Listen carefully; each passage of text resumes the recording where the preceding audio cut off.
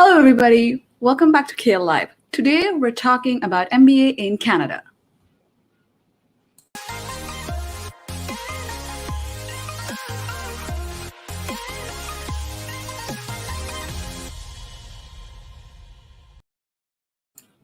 Hello again. My name is Ashwati, and if you're joining us for the first time, CAEL Live is an interactive series where we guide you through your journey to Canada as an international student. We talk about international student life, admissions, and much more. We will also, of course, be talking about the CAEL test. So if you're an international student looking for guidance, I encourage you to subscribe to our channel and click on the bell icon to be notified about our new episodes. In today's episode, we're exploring what it means to pursue an MBA program in Canada. We're fortunate to have Vivian Tran, who is the Recruitment and Admissions Manager at the University of British Columbia. As I'm sure you are aware, UBC's business faculty is called the Sauder School of Business and is one of the world's leading academic schools. So if you're looking for an MBA program, this is a great place to start. Let's go say hello to Vivian.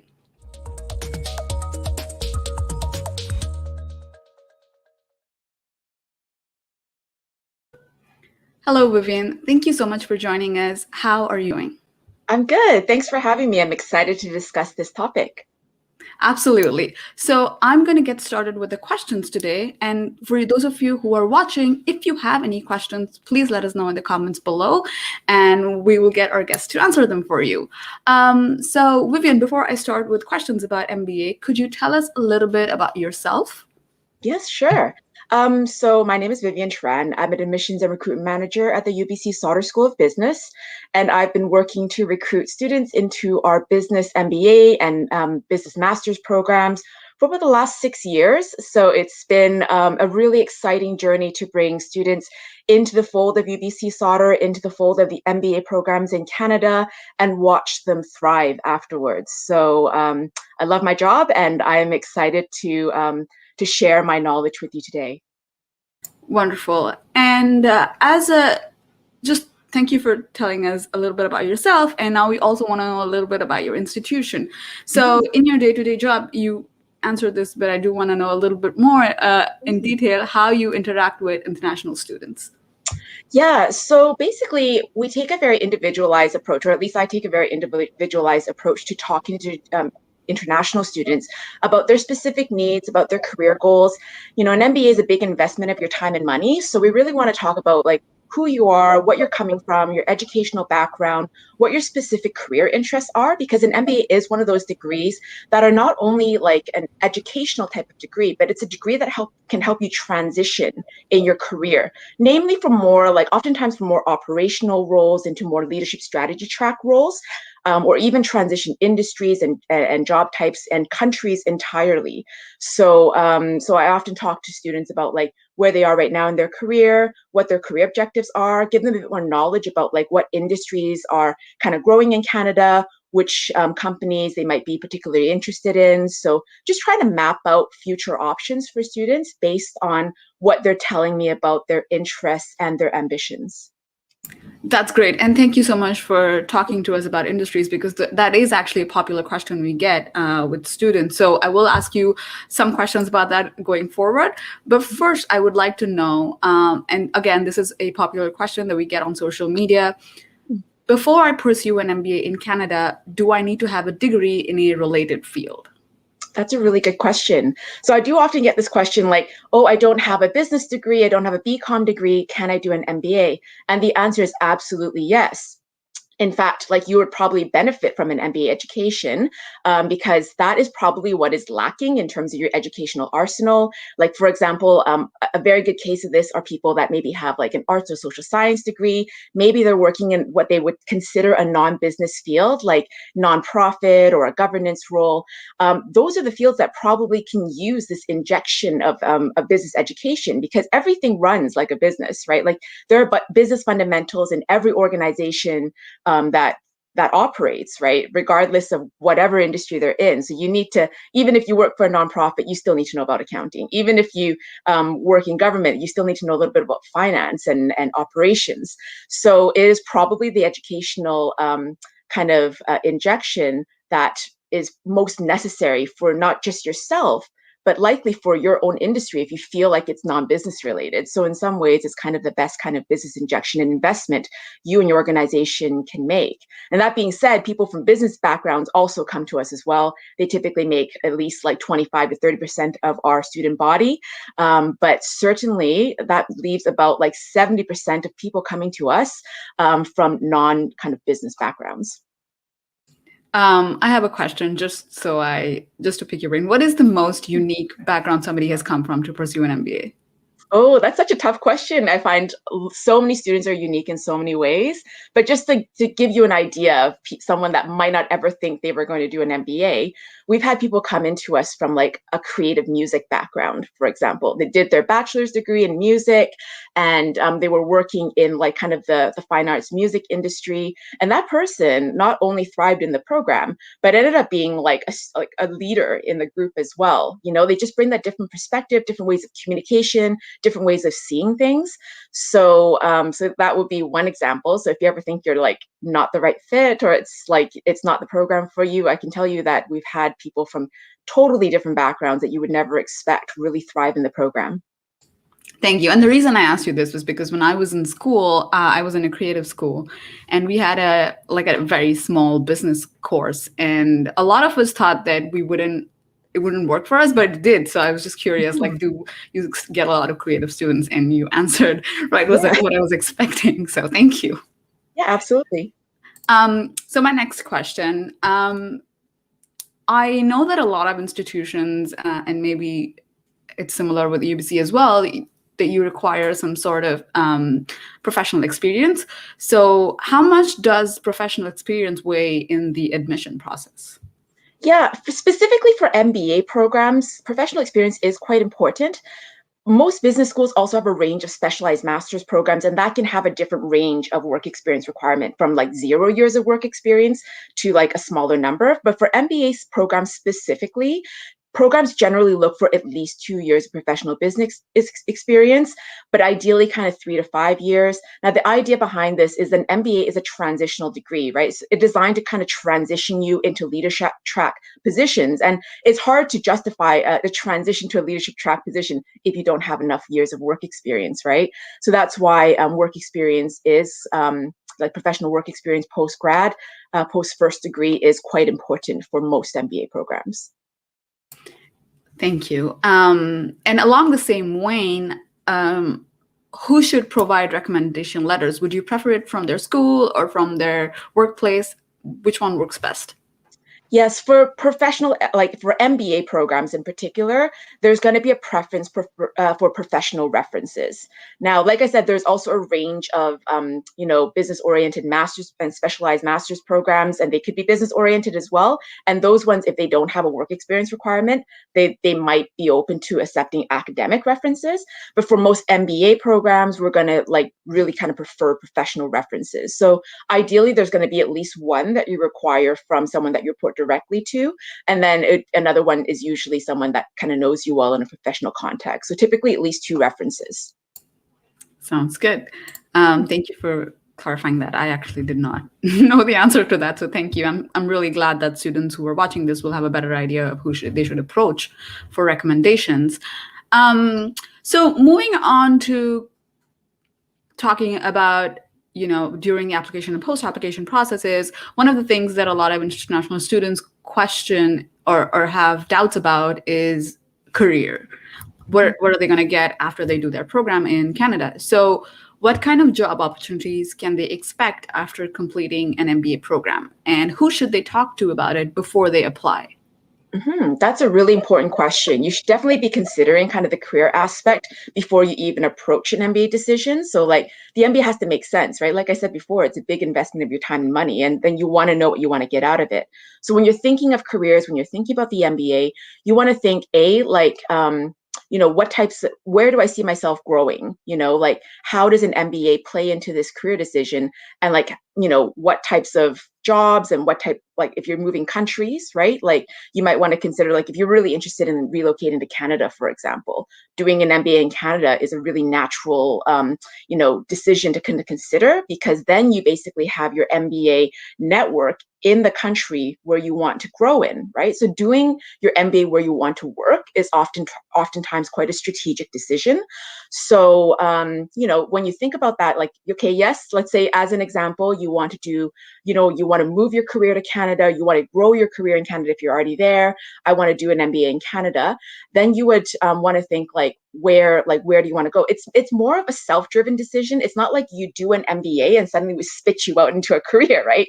You take ownership of this yourself. So you kind of have to give us as kind of MBA admissions officers an idea of where you want to go and have those discussions with us where we can tell you, where exactly the directions you can take, right? So where you end up career-wise, a lot of times depends on where you're coming from, or like what can be done in terms of the MBA transition. So, just an example of like where students go, oftentimes they would go into various different industries. For example, I'll give you an example from Vancouver. The technology industry is really big here in Vancouver. So a lot of times students that are attracted to our MBA programs are specifically interested in the technology industries and the connections UBC Sauder has in that particular sector. So technology has been really big, at least for UBC, and probably growing around the world as well. Analytics universally has been a growing discipline as well.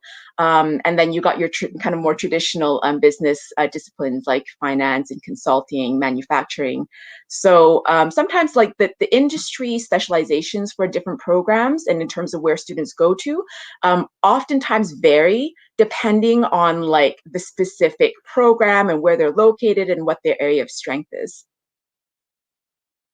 So continuing this, because we have another question later on, but I feel like this is the right opportunity to ask this. Yeah. Then would you say that technology is like the leading kind of employers for MBA graduates in Canada? It is a growing industry, right? But it's not the main industry for every MBA program.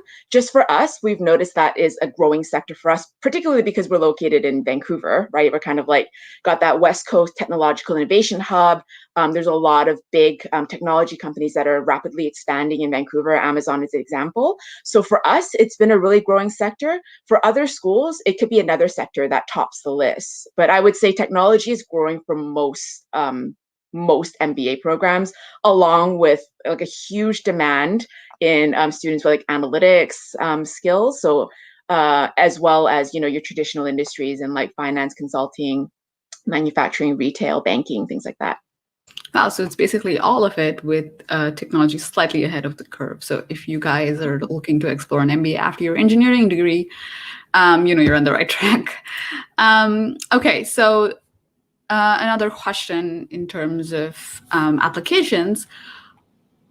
So for those of you who are watching, CAEL test is an English academic test for admission in Canada, and international students need a 70 in their CAEL test to apply for the MBA program at UBC.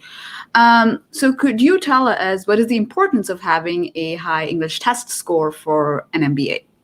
Yeah, it's super important to have a good English test score, really good English skills when you're applying to an MBA program, not just for the purposes of getting into the program, but for your future prospects in the country, right? So if you're one of those students that are transitioning to an English-speaking country, or you want to transition to Canada, for example, having, really good English skills are like the cornerstone of doing well in the country, right? It's like getting jobs. Most of the country operates in English, unless you want to work in French, for example. But we're talking specifically about English, which is most of the kind of economies that you're looking for when you're writing the CAEL, right? So it is absolutely vital to have strong English skills if you are to succeed, not just in an MBA program, but also to succeed in the workforce. So you might as well prepare well in advance, do extremely well on your CAEL test, and then get into the MBA program. But those kind of residual English skills are going to help you for the rest of your career in an English-speaking country. They're absolutely vital to success. So yes, it is important, not just for the purposes of admission into an MBA program, but for also doing well, in your job interviews, in your career going forward in an English-speaking country. It is absolutely vital. Thank you so much for that. And I'm glad to hear you say that as well. Okay, so we're talking about applications and we're talking about making sure that you take the right test for the right program, you have your experience. But before all that, how can a student choose an MBA program that's best for them? Like, what should they look for to make sure that this is the program that's best for them? Yeah, absolutely. So you start with yourself, right? What we look for as MBA admissions officer is a strong strong sense of self-awareness. So it starts with self-awareness first, asking yourself, like, what is it that I want to do with this MBA? You know, what is motivating this decision? What are my career goals?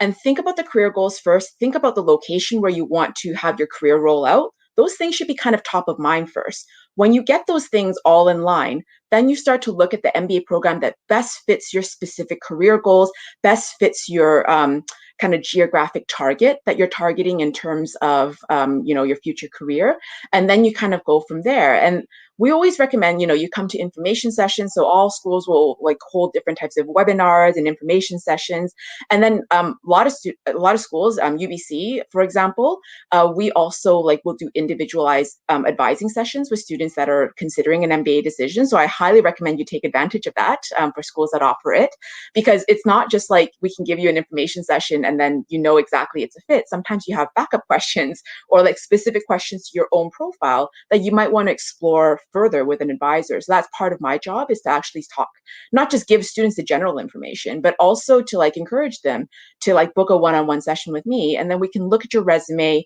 look at your background, talk about your career goals, and see if UBC is a fit for you, or like, you can go to another school and do a similar kind of fact-finding mission.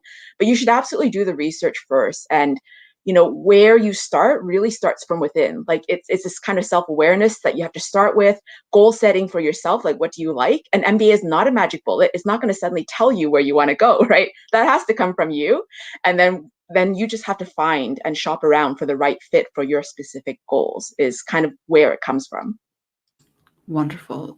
Thank you for that answer. That was very elaborate, and I'm glad that students often kind of hesitate to approach recruiters before they apply, especially international students. I was in that position as well, so I'm glad to hear you say that, because now, if you guys have questions about your MBA program, please don't hesitate to ask questions, because it's for your future. Yeah. So another question that we get very often in our social media is that, our job prospects, or like career aspects, like our job prospects dependent on which program a student graduates from in Canada? Are job prospects dependent? That's a really good question. Like I said, certain schools will have like certain, areas of strength. So I think it could make a difference. So like if you were really interested in like a career in Vancouver, for example, Vancouver is quite like referral specific. So like I would say if you chose a UBC degree, like you'd get a much larger kind of Vancouver network, as an example, right? That's one of those research areas that you should look into, like geostrategically, what makes sense. Like if you really wanted to to have your career roll out in Vancouver, roll out on the West Coast, it would make sense to consider a West Coast degree then, because that just gives you that much of a network. In terms of the quality of education, there are like very strong, like a very high quality of like MBA education all across the country. But like where you can get kind of specific is like thinking about the industry strengths, the network strength of a school, and that can help you. At the end of the day, if you are a strong candidate and you're motivated and you're willing to put in the work, like you can make anything happen. But then there's also those little things that, like, oh, this network is a lot bigger in Vancouver. Like this could be a better fit because I like Vancouver and that's where I want to work. Or like the West Coast, or I like technology. Like this could be a good fit for me strategically. But at the end of the day, like if you do have that drive, like you can really make anything happen. But you could look at those little specific factors that can give you a bit more of an edge. Love it. And I would like to kind of, you mentioned networking as an important aspect of deciding how you want your future to look and how you pick your program. Personally, I would love to network, but I'm just not that good at it. So do you how do we make sure that we get the most out of networking opportunities, especially if we're in a course like an MBA program? Yeah, absolutely. So most MBA programs will have like a business career aspect or like career coaching that's involved with the MBA program. So it's a fundamental part of an MBA program. So it's one of the reasons why an MBA program is kind of pricey is because we hire a lot of additional services to kind of help students along. So for example, at UBC, we have like a full service business career center along with professional career coaches, a well-developed mentorship program. They have an entire business development team that helps create new connections for students. So like for students to, it's not just like networking. We give you a list of people that you just go to and cold call or like try to meet by chance in a conversation. Sometimes what these services entail is like not just like some coaching, right? One-to-one coaching, especially if you're more introverted, about how you can kind of improve your style when networking, how you can overcome the personal barriers. Because also, for example, if you're an introvert, there could be a lot of kind of things inside that makes you really nervous about approaching people. So they actually give you strategies on how to overcome these things. Like for example, with RBCC, Business Career Center, they do a lot of work on emotional intelligence. So they actually create like they do emotional intelligence testing. They create a whole entire EQ profile for you, so you can see the areas where you're strong, and then you can see the areas where you can need improvement. And then they do specialized coaching to help you overcome those things, and that will kind of help you like take a more systematic approach to how you deal with people, where your inner roadblocks are in terms of approaching people, and how you can kind of overcome them, but not like fundamentally change yourself. Like if you're an introvert, you're always going to be an introvert, but there are ways that you can kind of overcome those internal roadblocks to be an effective networker in a way that's comfortable to you. That's excellent, and I'm so glad to hear you say that as well, because I'm also an introvert. So it makes me feel like a little better that, oh, I can still do this. I don't have to be force myself to be an extrovert. And Absolutely. it also goes without saying that this is probably something that you will need in your role after you Mhm. pursue your MBA, I suppose, like whatever job role you're in. If you're a manager, if you're something more than that, you will probably need the skill that time as well. Yeah, so this whole kind of inner development, this EQ development, like it's not just helpful for that one particular goal of networking. It also helps you understand yourself better and how you approach people. So those are like really fundamental skills that you can take forward and apply to all areas of life and work. Like if you talk to any kind of futurists or like many CEOs, like they say the most fundamental skills for the future, they aren't some kind of hard skill. In fact, most of those skills are these soft EQ skills that will get people the furthest in the future. So that's definitely something to consider. Great.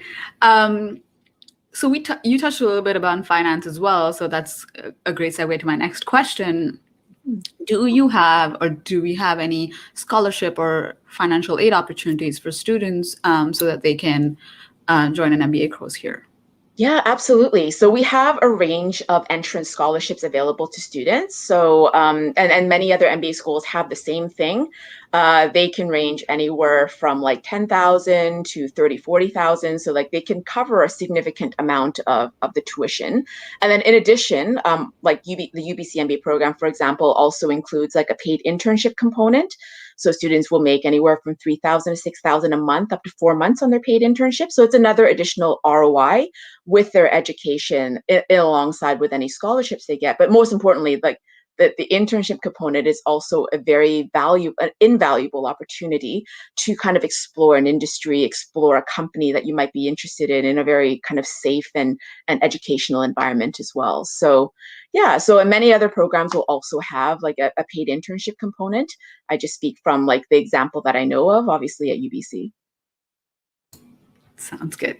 Mhm. Um, and so another question that I wanted to ask about programs and careers is that I know that MBA has specific specializations that you can do an MBA in finance, you can do an MBA in something else.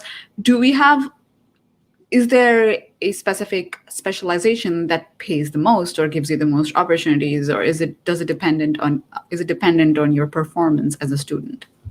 Okay, that's a really good question. So obviously there's differences in terms of how much industries pay. So for example, at UBC, we have 4 specializations in our MBA program. One is in finance, one is in products and service management, another one is in innovation entrepreneurship, and then another one is in technology and analytics leadership. So like I mentioned, the technology industry is growing quite a bit, especially the technology and analytics. So that is definitely a fairly lucrative like area to go into if that is your like kind of the area you want to go into, right? Like we always ask students to follow their passion rather than follow the money. But if you're following the money, like technology, like analytics, like that's like it's growing for sure. Finance is also one that is traditionally a fairly high paid discipline by itself, as well as consulting. And then, yeah, then it kind of like varies from there on in. But like really, like we always encourage students to follow their passion. But of course, we can't say that some students have certain financial goals that they want to meet. So it's always good to know which industries are high paying as well. But they are usually what you would expect, like finance, consulting, technology, and analytics are also growing. Great, no surprises there. I guessed it was financing and technology, and you said that. Yeah. It's good to know. Okay, so Vivian, you answered this question in the first half of our conversation, but I'm gonna ask you again because we are getting a few people who are joining us now. How does an MBA degree improve somebody's career prospects? Yeah, it has a huge impact on how it can improve your career prospects, right? Like it gives you an injection of education that kind of can take you to the next level, gives you the skills you need to move into those leadership strategy roles. If you pick the MBA with the kind of network that you're looking for, like I said, strategically, like think about doing an MBA where you want to work. It basically opens up a whole new network for you. Like, and for an example, in the Vancouver economy where we're looking for, it's like a medium-sized city. Referrals are really important. So like it suddenly just opens up all these opportunities that you never would have been able to connect to, like as fulsomely as you would have with an MBA program. And again, like MBA programs don't just kind of give you a list of people to contact, cold call, right? Like that's not that helpful. They kind of make warm contacts for you. They think strategically about which connection would be the most valuable for you. Just also like respecting the time of not only our connections and our alumni, but also your time and your bandwidth to connect to people. So they think strategically about who they can connect you with. So it really enhances your career, not only giving you kind of the skills, but also the the educational framework, further connections if you do like take the international opportunities that many MBA programs offer, right? So it can actually go beyond your borders as well. And then the specialized career coaching that most MBA programs offer, along with the warm connections to a strategic network, they all add value to kind of, you know, helping you advance your career in ways that you otherwise couldn't have, right? Like some people are like, well, I could just like take these courses online. I'm like, yeah, anyone can do that. But like you still lack on terms of like, doing the case studies that we do together as a class, and then also growing as a cohort. Like one thing I didn't really talk about is like the MBA cohort itself becomes kind of your closest second family when you go through it. Like you kind of go through this really challenging experience together, and you're like late nights, like doing these hard projects together, and you grow together, as a family, and they become each other's like closest network and support network. So like oftentimes like MBA students will land jobs not through like their own like efforts or like their own like connections to the BCC, for example. Is oftentimes a referral from a classmate, right?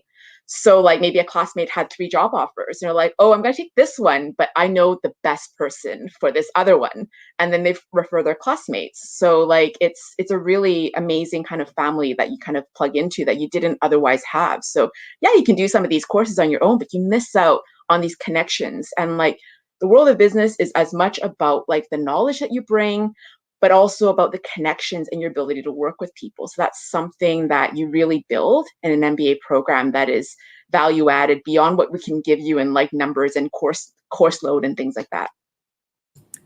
That sounds really good, and I mean, it almost makes me want to go get an MBA degree myself. And it also makes sense how like a lot of a lot of supervisors and managers I talk to have such strong connections with their MBA classmates. Makes complete sense what you're saying. Yeah. Thank you for sharing. So, Vivian, we are coming towards the end of our episode, but I have one last question that I save for everybody, and I really enjoy listening to people answer this question. What is your favorite part about working with international students wishing to come study in Canada? Yeah, I love working with international students. It's like one of the highlights of my job. I think for me is just representing like Canada and telling them a little bit about like not just the UBC MBA program, which obviously I really believe in, and but telling them about like the city that I come from, seeing a brighter future for them. Like, because I like I've seen so many stories over the 6 years I've worked at UBC where like you kind of come as a newcomer to the country, you don't know anything about it, and then seeing them reach success. So just that excitement that I get sharing examples of people that were just like them, that I've seen move through the ranks and then find like this great success is super exciting for me. Like, so just being able to relay the stories of people that I've seen that are just like them, that can find success in Canada is super exciting. Just my passion for the country, like my parents were immigrants as well. So like just telling them that Canada is this like land of opportunity and like multiculturalism and all these great values that I can just sometimes I can see the spark in their eyes. So that's like super exciting. And then just like seeing them like years later and they're like so happy with their decision to to come to Canada to do the MBA, and now they're part of this incredible network with a thriving career. That's what makes it really exciting for me to work with international students and amazingly fulfilling. Wow, that was beautiful. Thank you so much for sharing. A lot of what you said resonated with me because I was an international student as well. And that's why I like hearing this, because I like to hear that international students are wanted in Canada, or that they are deserve to come here, and we are looking for them. So thank you for joining us, Vivian, and thank you for helping us talk about MBA. We are trying to bring a more industry approach to our episodes, and this was a great way to start. So thank you so much. It was my pleasure. Thank you for having me. Wonderful. So that was Vivian Tran to talk about MBA in Canada. If you have more questions, please ask us in the comments below, and we will try to answer them for you. More importantly, if you are curious about a particular industry that we haven't talked about yet, or if you're about a particular course, just let us know in the comments as well, and we will try to see if we can bring somebody here to talk about it. We also provide CAEL test lessons on a separate playlist. It's called CAEL Prep with Brandy. It talks about the CAEL test, listening, speaking, writing, and reading. So if you want to know about the CAEL test and how to prepare for it, please do check out CAEL Prep with Brandy as well. If you are an international student living abroad or in Canada, you may be eligible for the CAEL scholarship if you took the CAEL test on or after July 2020, or if you're planning to take it in the near future, please do check us out. I will link our scholarship in the description below. If you have any questions, you know what to do. Our next episode will be next week on Thursday at 11 a.m. PST. Please join us, and also invite anybody else who is interested in studying in Canada. If you like this video, please give it a thumbs up and subscribe to our channel for future videos. Oh, oops, sorry. We don't have an episode next week. We're having an episode the week after. So please do join us. Anyway, until then, please stay safe and have a nice weekend.